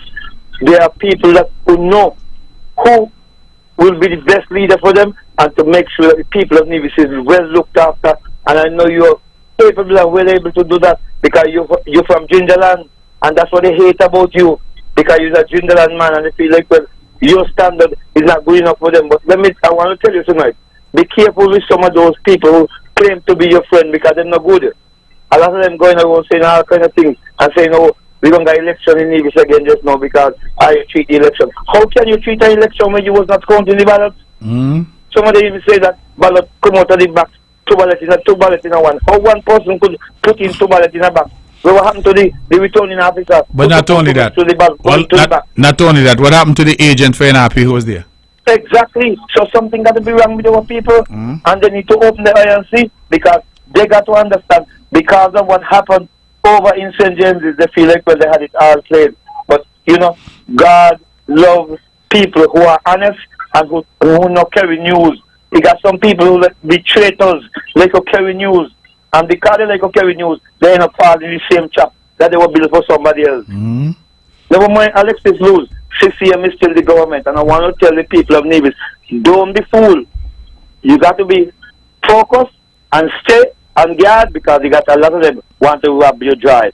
Merry Christmas to you, and I pray that God may continue to bless you and give you the wisdom, because Sim Daniel is the one who nominate you as a candidate for CCM, and that's our hot enough for them. And that's why even the daughter trying to get gripe against you, but she will continue to get gripe because she can only be in opposition for a long time. God bless you. Have a good night. Thank you very much, and thank you. And as you mentioned, our national hero, Sir Simeon Daniel, I would want to record it, since this is my last show, my gratitude to him. He was a mentor for me. He was my father's best friend, and I grew up in a household where he was always there. He I observed him a lot. I think I learned a lot from him. And one of the things he did was that he endorsed me publicly. And I will always cherish that. I think that despite what people say, they will never be able to take that away, because he came out publicly and said that I had the necessary characteristics that he thought the island needed. And the people have responded in kind to me. The people of St. John's have been with me since August of 2007. And this is my ninth election. And I have been successful in all except that fraudulent election in 2011. And I have to be grateful to the people of St. John's and the people of St. Paul's at the federal level. They have really been there for me, and I shall never forsake them. My love for this constituency has nothing to do with politics, because I was helping before, and I will pledge that I will be helping after. We are now looking at the after, of course. We are talking succession. We are trying to see what we can do in the party to make sure the party remains strong. But the party needs new energy. It needs new ideas. It needs new soldiers on the battlefield. And the people of Nevis need to see that renewal. And that's what we did. The Honorable Van Semi brought in Alexis Jeffers and I in 2006. It is now 2022. And it is time for us, therefore, now to continue that constant reimagination of the CCM party so that it remains the party in Nevis from 1992 until 2022. We have lost only one election in 2006, and we know what happened there too, but we'll leave that to one side. One election, 2006, from 1992 until now. Look around the region. Tell me which party has that track record. And this victory on the 12th of December is, for me, the sweetest of them all, because so many had written us off for dead. So many had their plans. One of them, I'm told, sent a message saying he done got his suit pressed. He's going to be an advisor to the Premier come Tuesday. The only problem is he didn't say which Premier. That is the only problem. He did not say which Premier. And I didn't ask for any advisor, so I didn't know who he was talking about. But that is an example of how them done had the bed makeup. I see some of them on the talk shows and thing. Let me tell you all, it would have been wailing and gnashing of teeth on this island of Nevis. God, Jehovah God in his wisdom saw through the plots and the snares, and he is the one who appoints rulers.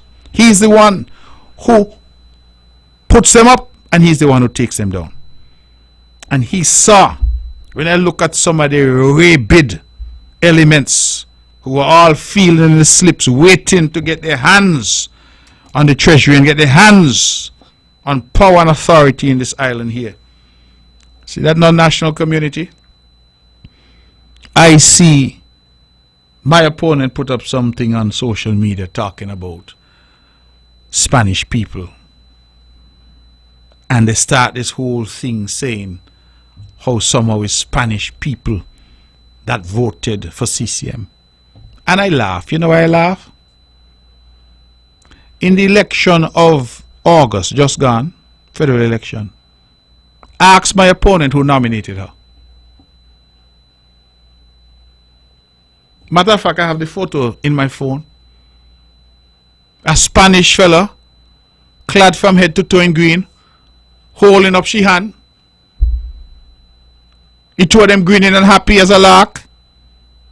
The boy named Alex, can't remember his surname, is he who nominated her in 2000 in August.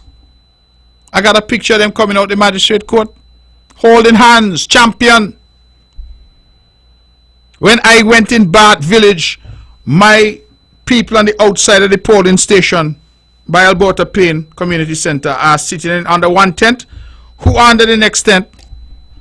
The same boy Alex, a Spanish fella. And in fact, my team said to me that we needed a Spanish speaker there to try and assist, because we have citizens who are from the Dominican Republic and who vote. So how come now all of a sudden they turn on the Spanish community, start to cuss them? that Spanish people this and Spanish people that. When Spanish people nominated my opponent in August. You see, that's the difference. CCM welcomes all people. We now look no excuse. We fell short in St. James. Despite all that happened, we are going to go back to the drawing board and we will be taking back St. James in the next election. We lost in St. Thomas's. We're going to continue to press. Latoya Jones are going to continue to do the work. And where we have lost ground, we are going to go back into the community and do the work because we are a party that welcomes everyone. We're not looking for excuses. When we fall short, we said, yes, we have fallen short. We look within ourselves to determine how we fell short. We're not going to go around and say, oh, cuss non-nationals, cuss the Guyanese, cuss the Spanish, chat all this foolishness. Just say, listen, I fell short. And if you have the energy and you really love people, then you take the next 5 years and you go around and you prove that to people, that you didn't just come just for this time because you upset that something you didn't get. You really come because you love people. And people will see. 'Cause one thing I've always said about the people of Nevis, they know fake from real. And I always put my trust in them and in their wisdom. They have never let me down. People of Nevis have always voted in a way that demonstrates that they are wise. They understand the issues. No matter with all the noise you're hearing, people out there understand. The non-nationals know how they were treated by the NRP. They don't want to go back there. An investor said to me that he is frightened that the NRP could get into office. I said, frightened? That's a very strong term. He said, yes, because of the rhetoric. Not only being uttered in public, but in private. The things that they're saying, who they're going to go after. The list that they already had compiled. They said to my good cousin, they're going to send her. Somewhere they say go dispatch or something they said to her. They called up a young man from Bath. Brilliant young man, tell him he's going to be a PE teacher. A young man voiced some ads for us. He said to me, they called him up threatening him. That is how they operate. And let me tell you something. God in his wisdom is who has us here today. Because this island here could have been in some serious problem. Serious problem. You imagine people like what the boy named Daly and them making decisions in Nevis again? Because no matter about who was on the ballot, you know, the people who would have been running this government is not who was on the ballot. No. And we knew that. You could imagine some of them who don't want to pay no tax, who owe everybody, who engage in every form of skullduggery, who on radio cuss Tutmun, Sam and Bagay. Them are who would have been in charge here. You'd be lucky if you would have been able to walk down the street, because they see you on Main Street, they'll push you down. That is who, and that is why I say God is why we are standing here today. To him we give all the praise, because he sees the plans and the plots. But I must confess it was comical when I listened to the pundits. 10 minutes to the hour. We're going to take some more calls if we have anybody. Let's go to the phones. Good evening, you're on the mark. Hello. Good evening. Good evening to you. Mr. Brantley. Hello. Let the fella Marvin take that in his pipe and smoke it. Let him go back to America, go babysit. Good night. Yeah, good night to you.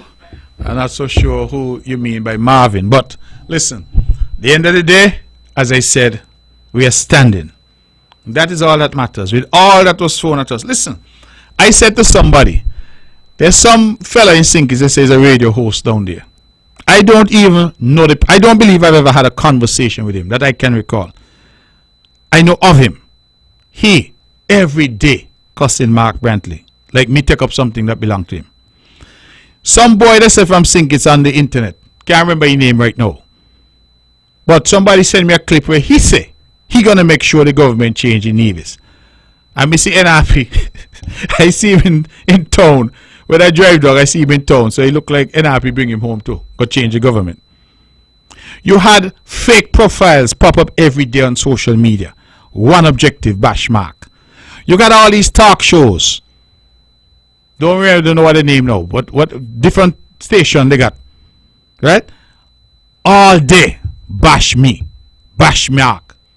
You got the candidates. You got the entire narrative. Mark. And with all that, so the grace of God and the love of the people of St. John's, here I stand. Here I stand. Somebody send me the song from Bob Marley. Them I got tired to see me face. They can't get me out of the race. Here I stand. And when you have forces arrayed against you, the most money me ever see spend on election is this election gone there.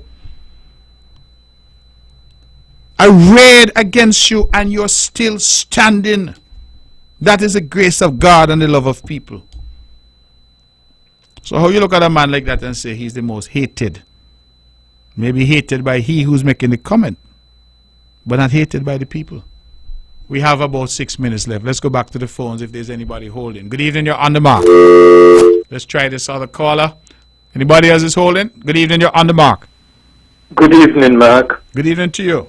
This is Linnell Nolan. How are you, Mr. Nolan? I'm doing very well. Good to hear your I hope voice. you don't mind if I just change the topic a little. No, not at all. Mark, for the longest while, I've been contributing to my Wi-Fi with Digicel. Yes. And I'm one of the persons who really love to watch the American football games. And all of a sudden, whenever the American football games are on now, the screen just goes blank. Now, I have paid Digicel. I usually pay in advance. And without any notice, I have paid for the service in order to get my games, in order that I could sit down and enjoy my Sunday evenings, my Monday nights, my Thursday night games. And all of a sudden, no mention was made about them not providing this service anymore. And I think it's terrible, and I hope that you as a premier would be able to do something about that type of service. Well, thank you very much. Have you reported the matter to Digicel and had any discussion with them? Well, I went into their office and tried to find out why is it that I'm not getting my football games anymore. And the only answer I got was that they don't do it anymore, and their sister company also is not providing it either. So they've discontinued that service. Well, you know, I have paid for that type of service already. Well, and for me to be deprived from enjoying that service, just getting a blank screen now whenever those games are played, I think it's deplorable. Have they offered you a refund of any kind? No, that's the problem. And it's not only me, it's Nivisions. Have you found out whether or not their competitors offer the service that you're seeking? No, I haven't. But Okay. you know, if you have a company, you know, if I was supposed to not pay, I'm going to get cut off. Of course. They're going to cut off my service. Of Well, course. if you're not going to provide me the service that I've paid for already, I think something should be done, whether they notify you why they can't do it or nothing, but it just goes, the screen just goes blank. And only for the NFL games? For the NFL games, Okay. that's right. So if you're watching and some other event is on, you can see it? You can see the other event. So it sounds to but me not like the NFL game. sounds to me like it might be a licensing issue. Maybe they have Well- lost whatever Well, licensing maybe right. they should be, since there's a licensing issue and they're not going to be providing that service anymore, maybe they should start dropping our rates.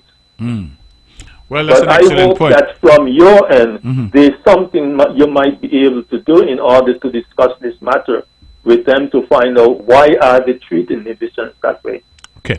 All right. Thank you very much. Okay. Thank you very much, Mr. Nolan, and I wish you And a very, very Merry Christmas. Congratulations, by the way. Thank you, sir. And I wish you a Bye very then. Merry Christmas and a Happy New Year when it comes. Thanks, same return. Okay, cheers. We have 4 minutes left. We can take some more calls. 869-469-1616 and 869-469-1700. Those will be the numbers to call if you want to be a part of the show. This show has been an interesting show. I use a lot of time talking. It's always a danger with politicians. You put them in front of the mic and they just talk and talk and talk. But I think that some things were said tonight that needed to be said. And let me go back to the phones then. Good evening, you're on the mark.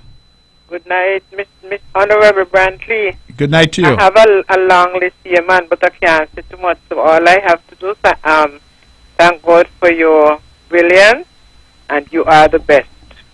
And compliments to the season. Much love and blessing to you. Okay? Okay. All right. Thank you very much. When I come again, I'll say something. All right, okay. All right. All the best. Good. Okay. And thank you very much for your greetings, and much love to you as well. And I trust that you and your family have a wonderful Christmas and a bright and prosperous and healthy New Year. It is, I believe, through the glory of God that we are here still, and that we can look forward to a new year when it comes in just a few days, 2023. And so I look forward to that. I'm also looking forward to my birthday, which is coming in early January as well. And getting older, getting a bit grayer, but also I think understanding a bit more life and the way that life works, and that is what comes with age. One hopes that you get maturity and wisdom. And so I am grateful for your greetings, and I wish you all the best as well. We have only about 2 minutes left. Do we have anybody else holding? Yes, let's go back to the phones. Good evening, you're on the mark. Hello? Good night. Yes, you're on the air. Go ahead, please. Yes, sir. I'm nothing long tonight. Congratulations to your win, and all the best for the Christmas and the New Year for you and your family. Our present tonight, sir. Thank you very much. And let me return that by saying to you and your family, I wish you a very Merry Christmas and a happy and healthy New Year as well. Thank you. Okay. God bless you. All right. We might be able to take just one more call. I think we have maybe another 2 minutes left in the show. This is the last show for 2022. So if you want to just call and say Merry Christmas to your friends and family, this might be the time. Let's go to the phones. Good evening. You're on the mark. Blessed night to you for the Blessed evening. We're good. We only have a minute left. So go ahead quickly. Because your program really was not informative to the people of St. Kitts and Nevis. But blessed love to you. I convey my love and respect to your victory team, and I hope that you all really put the emphasis to put the work to develop Nevis in the way that you all are going to put Nevis as a way forward for social and equality in the economic expansion that you all are engaging for, seeing that the people Nevis have in the prosperity of development. So all I'm saying, stop with the backup and cut the talking and start putting work in the emphasis of developing Nevis. All right, well, that's our time. Thank you very much for your contribution.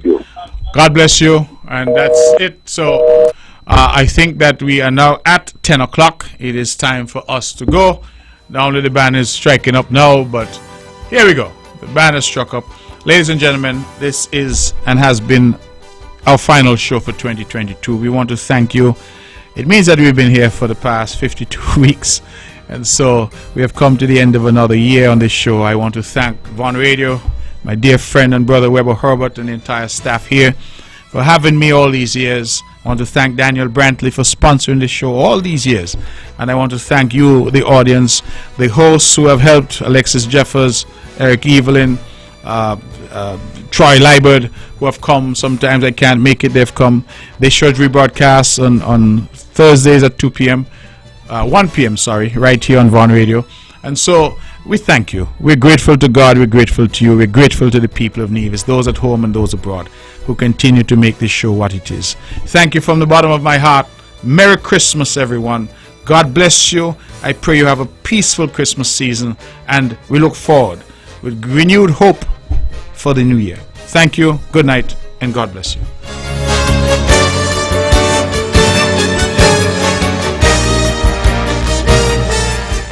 The views and opinions expressed on the preceding program were solely those of the participants and do not necessarily reflect the views of the Nevis Broadcasting Company Limited or its advertisers. With all the power from the tower, this is the powerhouse of the Eastern Caribbean, VOA.